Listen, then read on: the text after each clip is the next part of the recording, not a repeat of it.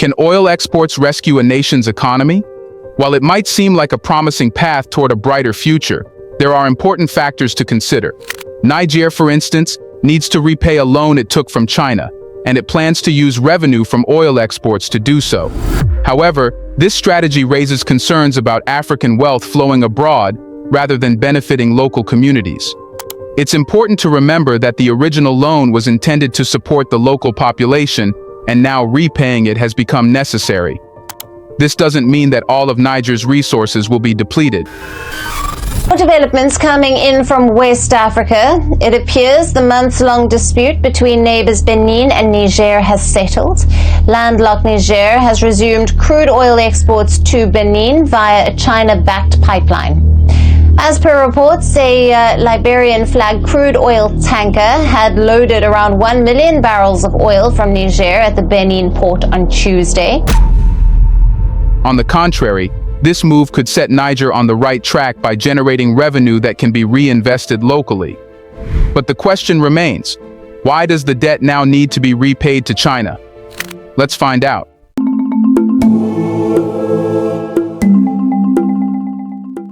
Niger has decided to restart oil exports.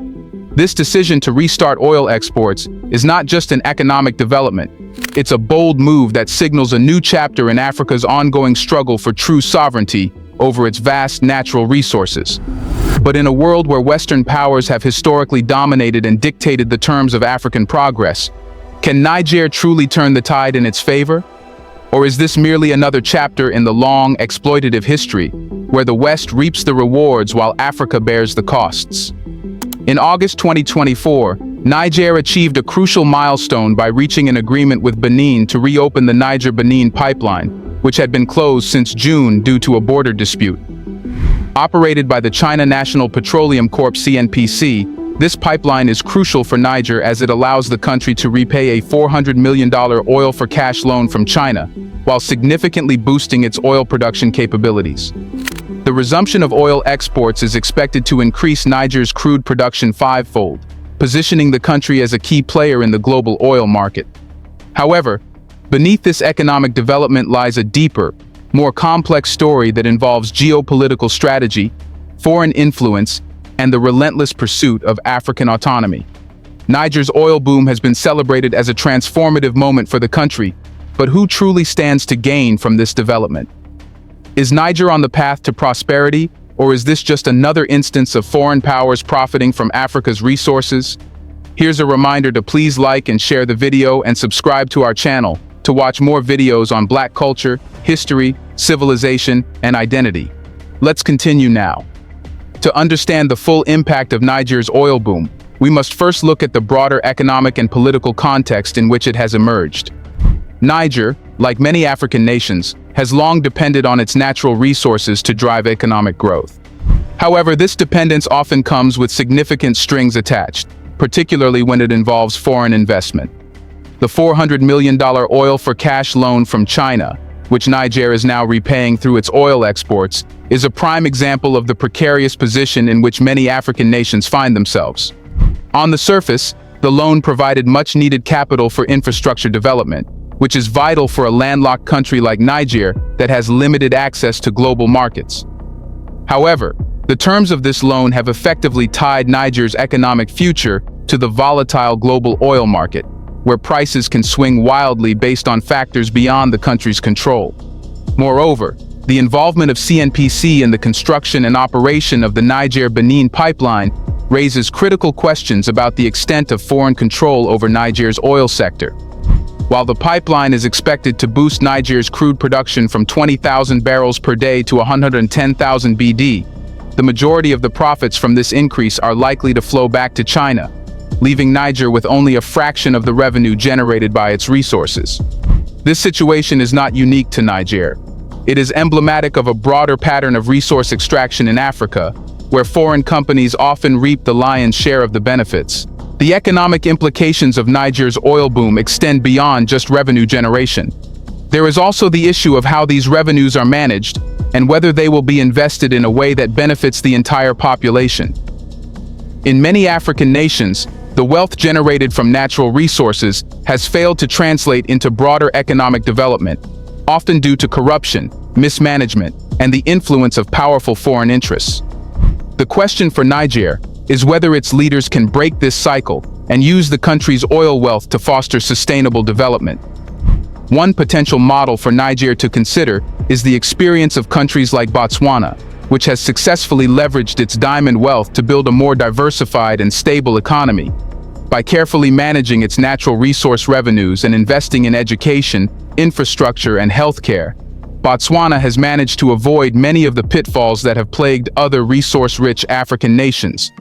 For Niger, the challenge will be to replicate this success in a context where foreign powers have a significant stake in the country's resources.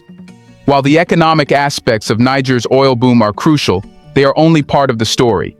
To fully understand the implications of this development, we must also consider the geopolitical dynamics at play. To this news, the West has reacted negatively. So, why has Niger's recent shift in alliances caused such alarm in Western capitals? What does this realignment mean for the future of Western influence in Africa? Niger's decision to distance itself from its former colonial power, France, and align more closely with Russia and China has sent shockwaves through Western capitals. For decades, Niger was considered a key ally in the fight against extremism in the Sahel, with France and the United States playing significant roles in the country's security and economic affairs. However, the rise of Abdourahmane Chiani and his overtly anti-Western stance has upended this long-standing relationship, leading to a re-evaluation of Western strategies in the region. The West's concern is not merely about losing a strategic ally in the fight against terrorism. It's about losing control over a region rich in natural resources. Niger's oil reserves, while not as vast as those of some other African nations, are nonetheless significant, and the country's location makes it a key transit point for oil and other resources. The shift in Niger's alliances, particularly its growing ties with Russia and China, represents a direct challenge to the West's long-standing dominance in the region. Since gaining independence in 1960, Niger has maintained close ties with France, which has been heavily involved in the country's military and economic affairs. French companies have long been involved in Niger's uranium mining industry, and the French military has maintained a significant presence in the country as part of its broader efforts to combat terrorism in the Sahel. However, this relationship has not been without its tensions. Many Nigerians view France's presence in the country as a form of neo-colonialism, and there has been growing resentment over the perceived exploitation of Niger's resources by French companies. This sentiment has been further fueled by the broader anti-Western movement that has gained traction across Africa in recent years, as more and more countries seek to assert their independence from former colonial powers. Niger's pivot towards Russia and China is part of a broader trend in Africa, where many countries are seeking to diversify their alliances and reduce their dependence on the West. This trend has been particularly evident in the energy sector, where China has emerged as a major player, providing financing and infrastructure development in exchange for access to oil and other resources. Russia, too, has been increasing its presence in Africa, offering military and economic support to countries that are willing to distance themselves from the West. The West's response to Niger's realignment has been one of concern, and in some cases, outright hostility. Western governments have expressed alarm over the potential for increased Russian and Chinese influence in the region, and there have been calls for increased diplomatic and economic pressure on Niger to bring it back into the Western fold. However, these efforts are likely to be met with resistance, as Niger's leadership sees its new alliances as a way to assert its independence and reduce its reliance on Western powers.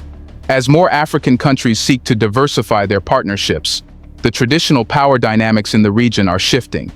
This trend has the potential to reshape the global order, with Africa playing an increasingly important role in a multipolar world. The reason why the West doesn't like the idea of Niger becoming an oil exporter is because it knows this will enhance Africa's ties with Russia and China. Once the loan is paid, more projects will initiate and Africa will move further away from the West. But what the West has to say doesn't matter. The real question is Niger's oil boom a blueprint for other African nations, or does it highlight the perils of resource dependency and foreign exploitation? Niger's oil boom, while significant for the country, raises important questions about the future of resource management in Africa. For decades, African nations have struggled with the paradox of plenty. having vast natural resources but failing to translate them into sustainable economic development. Niger's experience with its oil sector offers valuable insights into this ongoing challenge. The Niger-Benin pipeline, constructed and operated by CNPC, is emblematic of the challenges faced by resource-rich African nations. While the pipeline has the potential to transform Niger into a major oil exporter, it also underscores the reliance on foreign investment and expertise to develop critical infrastructure. This reliance often comes at a cost, as foreign companies and governments seek to maximize their profits at the expense of the host country. One of the key challenges facing African nations is the so-called resource curse, where countries with abundant natural resources often experience slower economic growth and development than those without. This paradox is often attributed to several factors, including corruption, weak institutions, and the tendency for resource wealth to foster conflict and instability. In the case of Niger, the challenge will be to avoid these pitfalls and use its oil wealth to build a more diversified and stable economy. Another important consideration is the role of foreign powers in Africa's resource sectors. While foreign investment is often necessary to develop infrastructure and extract resources, it can also lead to a situation where the benefits of resource wealth are disproportionately captured by foreign companies and governments. This has been a common theme in Africa's history, from the colonial period to the present day, and it remains a significant challenge for countries like Niger. Niger's oil boom also has broader implications for regional integration and cooperation in Africa. The development of cross-border infrastructure, such as the Niger-Benin pipeline, has the potential to strengthen economic ties between African nations and promote greater regional integration. This is particularly important for landlocked countries like Niger, which depend on their neighbors for access to global markets. As we have seen, Niger's oil boom has significant implications for both the country and the broader African continent. But this is only part of the story. With global powers vying for influence in Niger, can the country successfully manage these competing interests without compromising its sovereignty? Niger's oil resurgence has placed the country at the center of a complex geopolitical landscape, where global powers are competing for influence over Africa's resources. China, Russia, and the West all have a stake in Niger's oil sector, and the country must navigate these competing interests carefully to avoid being caught in the crossfire. China's involvement in Niger's oil sector is well established, with CNPC playing a key role in the development of the Niger-Benin pipeline. China's strategy in Africa, often referred to as debt trap diplomacy, involves providing large loans to African nations for infrastructure projects, which are then repaid through the extraction of natural resources.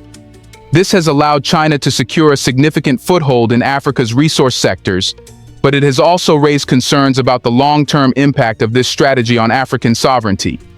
Russia's growing influence in Africa, meanwhile, represents a new challenge for Western powers. Russia has been increasing its presence in the region through a combination of military and economic support, often targeting countries that are looking to distance themselves from the West. In Niger, this has taken the form of closer ties between the Chiani government and Moscow, with reports of Russian military advisors and equipment being deployed to the country. The West, for its part, is scrambling to maintain its influence in a region that is increasingly looking to diversify its alliances. The United States and European Union have both expressed concern over Niger's growing ties with Russia and China, and there have been calls for increased diplomatic and economic pressure to bring Niger back into the Western fold. However, these efforts are likely to be met with resistance, as Niger's leadership sees its new alliances as a way to assert its independence and reduce its reliance on Western powers. Navigating this geopolitical minefield will not be easy for Niger. The country's leaders must balance the competing interests of China, Russia, and the West, all while ensuring that Niger's sovereignty is not compromised. This will require careful diplomacy and strategic thinking, as well as a clear vision for the country's future. One potential strategy for Niger is to adopt a more pragmatic approach to its foreign relationships, seeking to extract the maximum benefit from its partnerships with China, Russia, and the West, without becoming overly dependent on any one power. This could involve diversifying its economic relationships, investing in domestic capacity building, and pursuing regional integration initiatives that reduce the country's reliance on foreign partners. Another important consideration is the need for transparency and accountability in the management of Niger's oil revenues.